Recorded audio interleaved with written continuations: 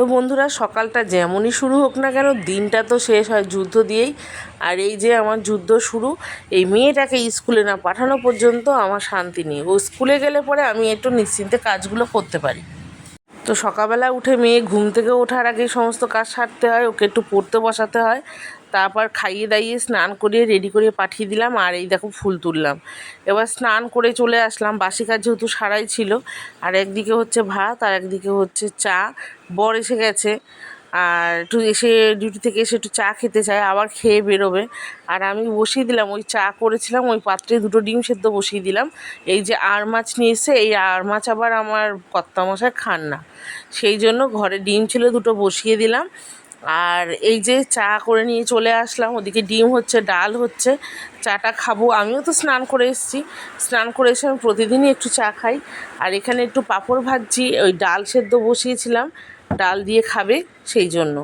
তো দেখো, পাঁপড়টা অনেক দিন ধরেই রাখা ছিল, একটু ফেটে ফেটে মতন গেছে, মানে প্যাকেটটা না এরকম মোড়ানো, একটা বড় পাত্রের মধ্যে রাখা ছিল তাই ফেটে গেছে।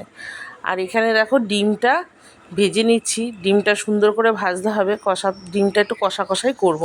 আর তেলের মধ্যে পেঁয়াজ দিয়ে দিয়েছিলাম, একটু আদা রসুন বাটা দিয়ে দিলাম অল্প পরিমাণ, যেহেতু দুটো ডিম।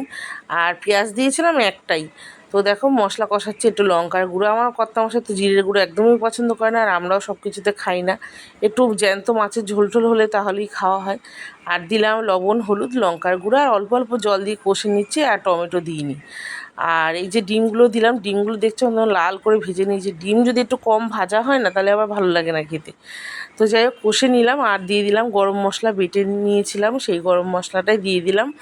আর হয়ে গেল ডিম কষা। আর এই যে ডাল সেদ্ধ, আর ডিমের কষা, পাঁপড় ভাজা, আর করেছিলাম হচ্ছে পাট শাক। তো পাট শাকটা আমি ঝোলই করেছি।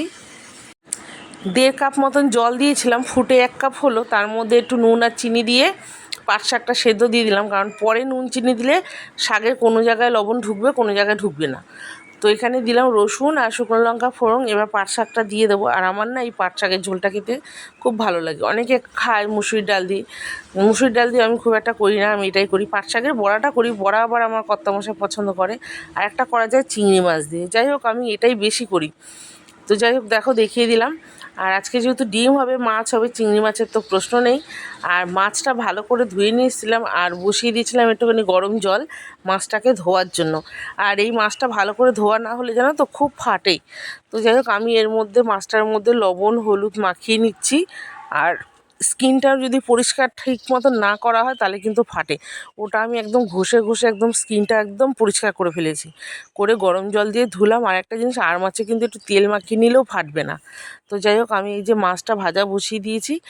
আর মাছটা একটুখানি কষা করব। আর মাছটা কিন্তু খুব বেশি কড়া ভাজবো না, তাহলে কিন্তু একদম ছিবড়ে লাগবে, ভালো লাগবে না। আর মাছটা অনেকটাই বড় ছিল, তোমরা নিশ্চয়ই বুঝতেই পারছো। আর আমরা তো এই একবেলাই খাবো, রাতে তো রুটি খাই, রাতে তো আর মাছ ফাছ খাবো না। একবেলা আমাদের 3 জনের, মা ছেলে মেয়ের হয়ে যাবে। তো দেখো, মাছটাকে আমি ভেজে নিয়েছি, খুব কড়া ভাজিনি, হালকাই ভেজেছি। আর এই তেলের মধ্যেই দিয়ে দেবো একটুখানি পেঁয়াজ। তো দেখো, এখানে দুটো পেঁয়াজ নিয়েছিলাম, পেঁয়াজটা দিয়ে দিলাম। আর মাছের এই মশলাটা দিয়ে ভাতটা মেখে খেতে ভালো লাগে। তো পেঁয়াজটা সুন্দর করে ভেজে নেব, আর তেলের মধ্যে একটু লবণ দিয়ে দেবো, যাতে পেঁয়াজটা খুব তাড়াতাড়ি নরম হয়ে যায়, গলে যায়। আর পেঁয়াজটা সুন্দর করে না ভাজলে কিন্তু আবার খেতে ভালো লাগবে না। আর বাটিতে নিয়েছিলাম সামান্য একটু চিনির দানা, যাতে কালারটা সুন্দর আসে, মানে ওই 4-5টা দানা আর কি। আর একটু লঙ্কার গুঁড়ো, হলুদ গুঁড়ো, আর আদা রসুন বাটা। এই মশলা আর আগেই বললাম জিরের গুঁড়ো ধনের গুঁড়ো দেবো না।